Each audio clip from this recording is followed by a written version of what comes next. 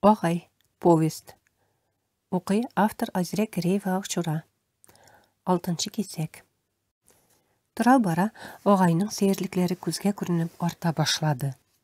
Аның инде гаскәриләшә йөрүенә авыл кешеләре ияләшеп беткән иде. Яңасы өстәлде. Өеннән ерак китмичә яланга чыгып, ташлар белән сугышлы уйный башлавын ни әйтергә, ни чара күрергә белмичә читтән генә карап йөрделәр. Ташларны тезеп куя да әмер бирә. Кайберләрен самолет итеп очырта, кайберләрен танк итеп йөртә, шартлата, чәчә, җыя. Өлкәннәр, мескенкәем дип кызганып итсәләр, бала-чага аннан ныграк үрти башлады. Яланның бер тарафында агай сугышлы уйнаса, икенче яктырак авыл малай-шалайлары йомран тишекләренә су сала. Шулардан чыгып йөгергән йомраннарны тота. Котлары чыккан йомраннарның койрыкларына шалтыравык бәйләп меш киләләр. Малайларданмы, әллә шалтыр-шалтыр килгән тавыштанмы башларын кая алып качырга белмәгән сыры йомгаклар әрле-бирле тәгәри. Бала-чагага исә кызык, рәхәтләнеп шулар артыннан йөгерә. Мондый вакытта кыргый гадәттә биектән оча, я мәшхәрне өстән берничә минут күзәтә дә таулар ягына очып китә. Малайлар йомраннар качышып беткәч, өйләренә таба юл алды. Ташлар белән сугышлы уйнап яткан агайны күрүгә яңа кызык тапкандай, "Агай, озын агай, здравый агай, тиле агай" дип кычкырып үртәргә керештеләр. Здравый дигәннәре олалардан ишетеп отып алган сүзләре. Мәгънәсен белмиләр. Русча здоровый сүзенең татарчалаштырылган варианты ахыры. Үзләре бик якын килергә курка, чөнки таш ата башлавы бар. Бу юлы исә ул җиргә йөзтүбән капланып ятты да үксеп елый башлады. Ул арада урам башыннан түгәрәк кенә гәүдәле бер хатын килгәне күренде. Култык астына сөлгә урап нидер кыстырган. Җитез атлый. Юл уңаенда читтә яткан чыбыкны алды, бәпкәләрен ияртеп йөргән казларны үзенекләр булса кирәк тыкрыктан яланга таба куып алып китте. Шуннан яланда агайны үртәгән балаларны күрүгә казларын онытты. Кулындагы таягын булгый-булгый кычкырды. "Әй, үртәмәгез шуны, улым, кил әле бирегә, кил тизрәк дим." Авылга таба юл тоткан балалардан 9-10 яшьләрдәгесе аерылып калды. Хатын култык астына кыстырган сөлгесен сүтте, малайга түгәрәк күмәч тоттырды. "Мә, карыны ачтыр, илтеп бир әле." Теше камырга тәгәрмәч төсле түгәрәк итеп пешерелгән күмәчне агай клиндер дип бик яратып ашый. "Әни, аңа якын барырга куркам. Әле генә үрти идегез бит. Без бит ерактан гына." Шундырысын әйткәндәй, агай янына барырга теләмәве куркудан түгел. Әле берничә көн элек кенә әнисе аңа яңа эпи пешергәч бер өлешен кисеп, агайга илтергә кушты. Малай ишек алдына керергә теләмичә, бер ташка эпине куеп китәргә уйлады. Янәсе, капка каккан тавышка үзе чыгып алыр. Әмма кагарга җитешмәде. Агай көтеп кенә торган диярсең, үзе атылып чыкты. Бик кәефсез күренде, йокламаган ашаган. Кашлары җыерылган, карашы шөбһәле. Малай аңар тизрәк кулындагы эпине сызды, һәм үз күзләренә үзе ышанмады. Ир эпине җиргә ташлап аягы белән изде. Бәләкәйдән өлкәннәрнең эпине зурлаганын, валчыгын койган өчен орышканнарын күреп үскән бала бит ул. Агайның бу кыланмышын күреп шашып калды. Артына чигенде. Авылны яңгыратып кычкырасы килде. "Тукта, ни эшләсең син, абзый? Эпинне мәсхәрәләмә, агай, Ходай сугар." Агай башта аягы белән эпине изде. Шикләнеп кенә бер малайга, бер җирдә яткан эпигә карады. Аннары җиргә чүгәләде. Тапталган, балчыкланган эпине учына җыеп алды. Һәм малайга борылып та карамыйча ишек алдына кирип китте. Малай ябык капка каршында авызын ачып басып калды. Башка бер кайчанда бу әдәмгә ипи китермәячәк. "Улым, бар, карыны ачтыр. Аның бит эпи пешереп ашатучысы юк.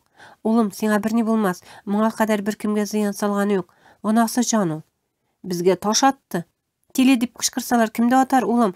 Акыллы да атар. Бар, курыкма. Мин сине моннан карап торам."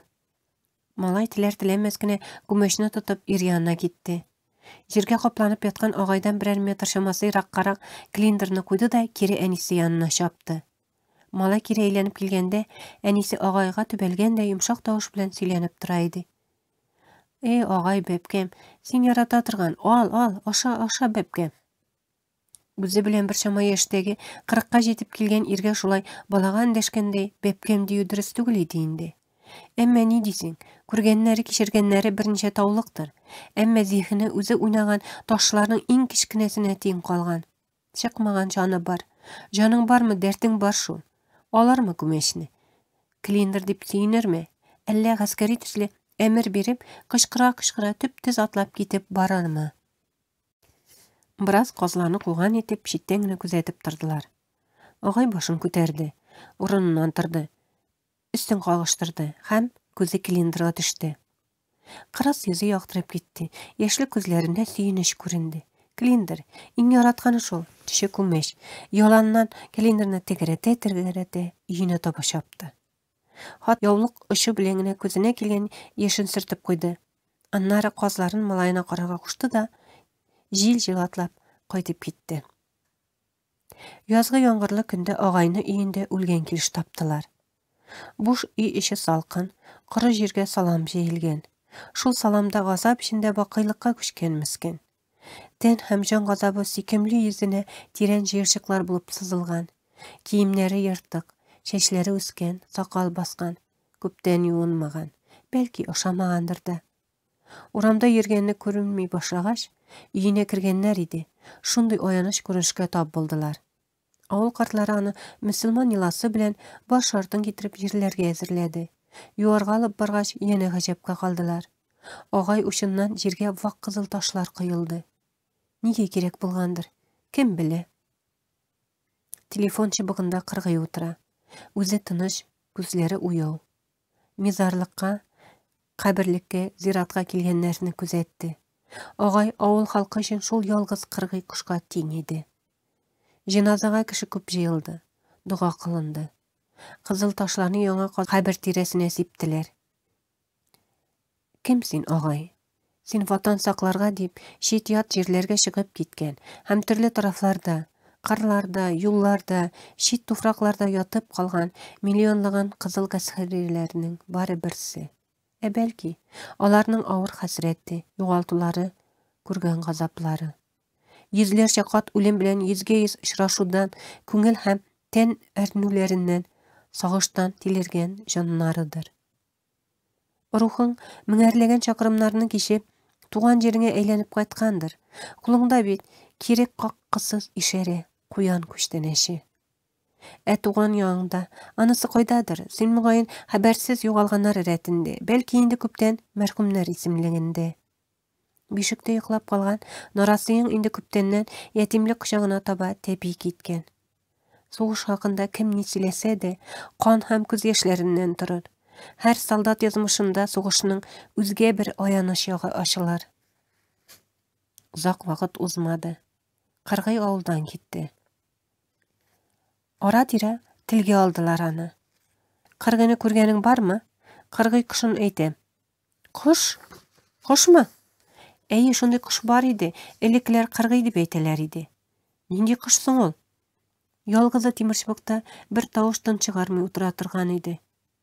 Сайрамый торган кош ул. Юк, күргән юк шул. 6-нчы кисәк тәмам.